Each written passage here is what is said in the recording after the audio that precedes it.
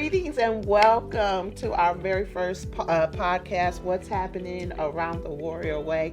My name is Ruby Butler, and I am the Culture and Belonging Coordinator for Clark Pleasant Community Schools. And I am so thankful that you're able to join us. We have our special guest today. With me, I have Miss Bethany Guilfoy, and she is the assistant principal at Pleasant Crossing Elementary School. So welcome. Thank you, Ruby. Everybody give her a round of applause. And so today's segment, we wanted to talk about what is the Warrior Way, and how can our families and caretakers connect to the Warrior Way at home. So when I got here, I've only been here, this is going on my third year, and one of the things that I admire about the district, I fell in love with the district, is this idea about the Warrior Way. We hear it, we see it, and when I got here and met you, Miss Guilfoy, I knew that you were also very passionate about the Warrior Way, and that you were very instrumental in implementing it at Pleasant Crossing Elementary School. So would you mind taking a moment and sharing with our families and the community about what is the Warrior Way and how do we implement that, or how have you implemented that at Pleasant Crossing Elementary School? All right. Well, thanks, Ruby. I'm so excited to be here today just to talk about how we work with kids to be respectful, responsible, and safe. And so at a minimum, anyone that interacts with us, I feel like in the community, at school, on our athletic teams, right? Any interaction people have with us, I hope those are kind of at a minimum what they experience of being respectful, responsible, and safe. And so when we say the Warrior Way, that be respectful, be responsible, be safe, that's the Warrior Way. So that's something that our families should be hearing a lot. Absolutely. That is the language that we use constantly with kids in all settings at school. So how do you teach it? I mean, like at the beginning of the school year, can you explain to our parents, how do we actually, because it comes so natural to us, but we actually are strategic about how we teach it. So talk us through a little bit of your kickoffs and how that looks at Pleasant Crossing. Well, and I would say all schools are passionate about the Warrior Way. Yes. And so we are so proud to be, Whiteland Warriors. We're so proud that the Warrior Way almost becomes a lifestyle. And so as we welcome kids each year into our school family, it's the first thing we talk about. So again, just at a minimum, this is how we do business at our school.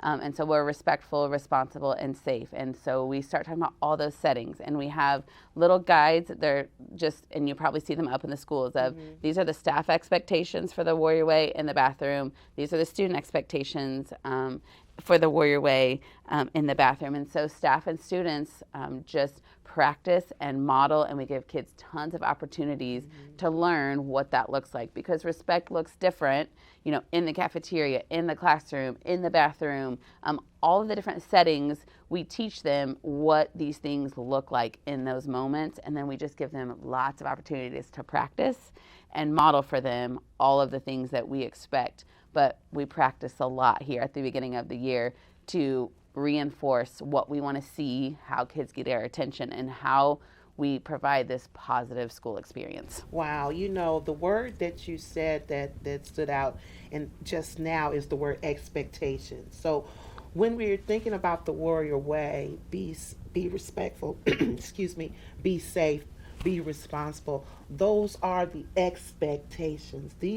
That's the way we want our children to, how they act and how they interact with others. Now, you mentioned, and we talked a little bit about this earlier, it's like school is like a big rehearsal for life. It's like a rehearsal. And so we have different settings in school that kind of mimic what the world looks like. So when we think about the cafeteria as being a setting, everybody looks forward to going to the cafeteria for a lot of reasons, right?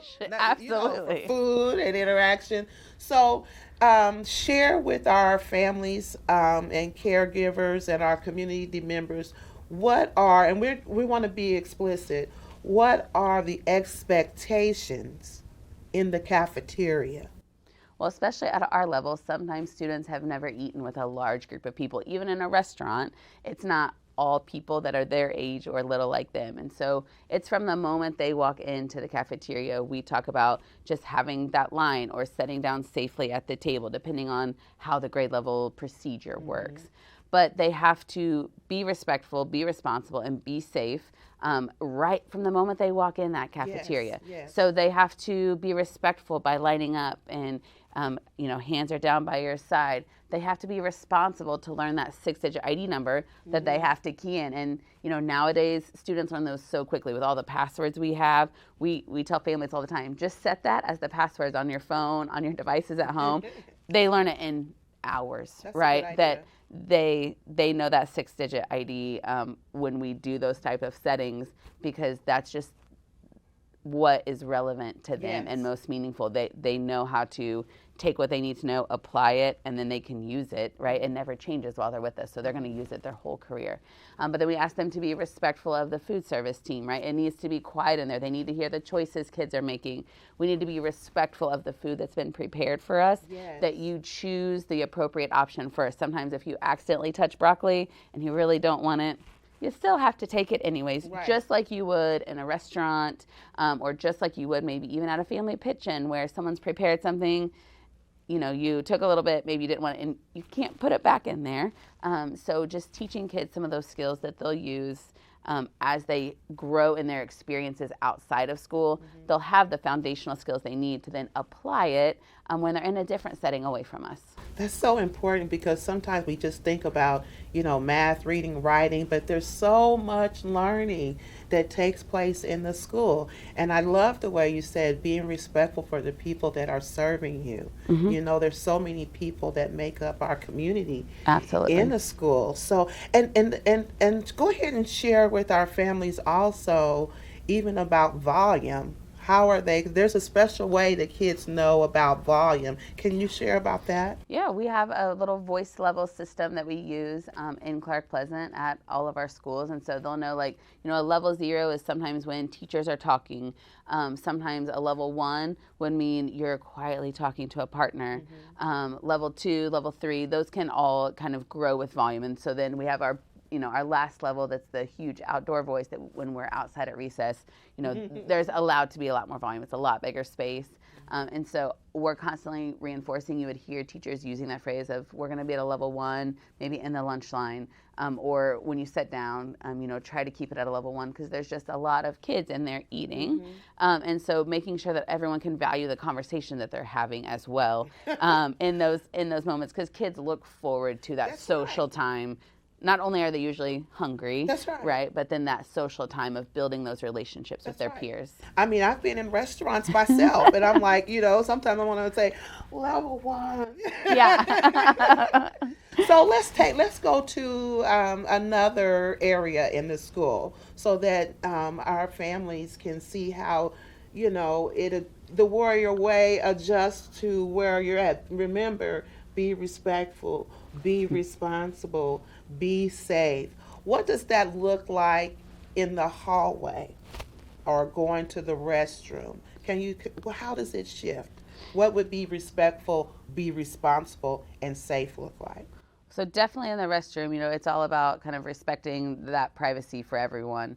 But then it's just being respectful, and there's only a certain amount of stalls to use. There's only a certain amount of paper towels, right? Just allocate, just get enough to dry your hands off, not an entire roll or two where we're wasting the resources that have been allocated for our building too. So that's what maybe responsible looks like in the bathroom after you've washed your hands, that looks different than it does in the cafeteria or in the classroom. And so we spend tons of time, again, teaching, modeling, but then throughout the year we're constantly reinforcing all of the differences in those settings, but most importantly, praising kids when they're doing the right thing, and then letting them have more opportunities to remind them what we expect, practice in the moment, so that they're being able to build that solid foundation to apply those skills. That practice is so important because we don't get it right the first time all the time. And sometimes we forget and we have to practice again. Now, we have to talk about how we get kids excited about it, because you're talking about it, but we want our families to know, how do we encourage kids to keep doing the warrior way, keep being respectful? How do you encourage that at Pleasant Crossing? we just teach kids that's how they get our attention. So when you're respectful, when you're responsible, when you're safe, we're reinforcing with tickets. We have grade level and school menus. Again, some schools have stores. We are constantly recognizing kids for doing the right thing. And again, at a minimum, the Warrior Way is respectful, responsible, safe. And so then kids love earning tickets. They What love, do they do with these tickets? yeah, they love hearing positive things from staff, and they love cashing in for the prizes or the items at the stores. So that is a highlight that all students look forward to. We have, great partners in our community and within our school district that provide wonderful experiences. So for example, our police department will come over and do an SRO experience. Sometimes they bring the dogs and they do demonstrations, which are incredible to see those resources available in our district. Sometimes we have local businesses that sponsor us being able to provide lunch for kids in a special way of sometimes we'll bring in Chick-fil-A for kids that have cashed in tickets. Wow. Our PTOs are huge supporters of this as well. We have some beautiful book vending machines at Pleasant Crossing that kids can cash in their tickets for a beautiful new book out of our vending machine. But we're just constantly trying to make sure kids have a motivation and a connection to what they're working for. And then showing the Warrior Way, it's seamless. It just comes so natural and so easy to their learning experience. Yeah. If I could get a T-shirt, I would say the Warrior Way is a lifestyle. And Absolutely. You said that. And so the reason why we wanted to bring this to you all is so you can capitalize on it. So you know what we are doing at school, and maybe, just maybe, you can apply some of these strategies at home. I find myself, Bethany, even asking myself, am I respectful? Am I responsible? Is this something that parents could use at home if they wanted to kind of piggyback or associate with the Warrior Way? Is this something parents could use at home? I would give full confidence to all parents that your kids are going to know the 3 words of respectful, responsible, and safe. Yes. And so I know, How have you used it? You're a parent. I'm a parent too. Absolutely. How have you used it, for example? I use it all the time. And Ruby, I say sometimes it works better than maybe a parenting technique that I would have used. Yeah. And so we talk about, again, I see it. I'm a coach at the high school. I work at Pleasant Crossing. I'm also raising a student in the district that attends here. And so sometimes, when she might get upset with a decision that doesn't go her way, she might go to her room and slam her door. And so we talk a lot at our home in that moment of after the door slams, we'll go in and say, we understand you're upset. Here are some strategies that you use. However, we're going to have you try practicing closing your door again in a respectful manner. Right. So just giving her that opportunity to practice and to use those strategies that she knows. She's had an incredible, experience in Clark Pleasant schools.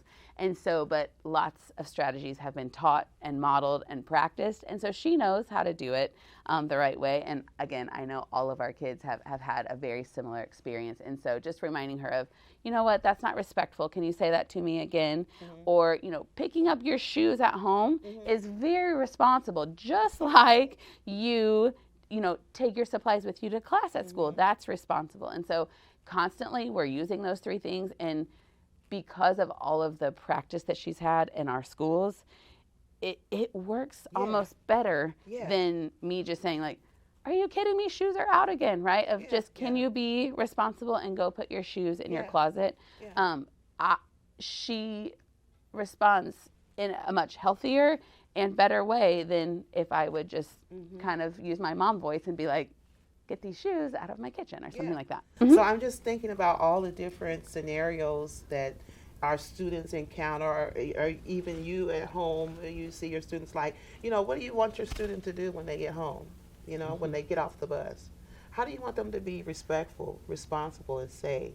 Do you want them to come home, maybe grab a snack? What are the step-by-step that you want them to do? Grab a snack, get their homework done, maybe have some downtime, and all of those things can be couched in between being respectful, responsible, and safe. Now, I'm going to add this. Now, we didn't practice this part, but I want to add this because we are talking, Ms. Guilfoy is elementary school, but the Warrior Way doesn't just stop at the elementary school. Am I right about it? And Absolutely. it would go up to the middle and the high school. So even in with our secondary students, we can talk about how are we respectful, responsible, and safe with our cell phones, if we have driving privileges, if we have, you know, opportunities to go out, you know, the more that you can demonstrate. I'm just thinking as a parent, the Mm-hmm. more that my child could demonstrate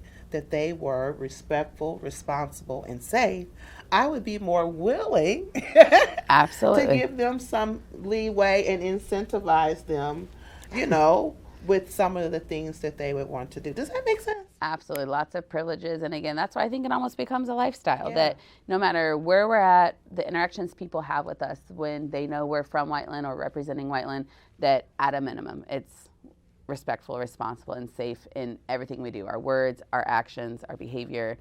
At a minimum, that interaction is how we represent ourselves well. Oh, Bethany, I'm so glad you joined me today. Thank you, I Ruby. appreciate all you do for the orange, white, and blue. That's what I say. I'm a big cheerleader. And we want to thank you for joining us on our first podcast. We want to send a special thank you out to Mr. Corley and his students, his broadcasting students, and the Whiteland High School, what is that, Entertainment Network. Thank you for hosting our first session. Please stay tuned and look out for more What's Happening Around the Warrior Way podcast segments. Thank you for joining us.